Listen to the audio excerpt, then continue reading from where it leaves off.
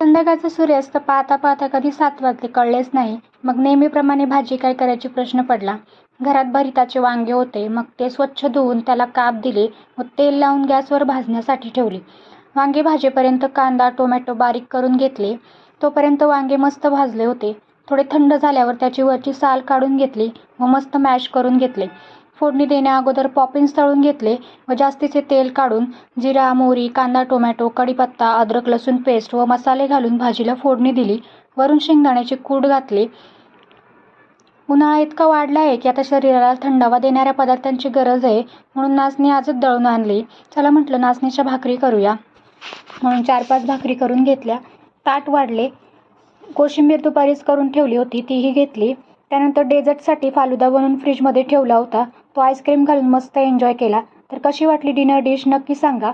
भेटूया पुढच्या व्हिडिओमध्ये. तोपर्यंत बाय.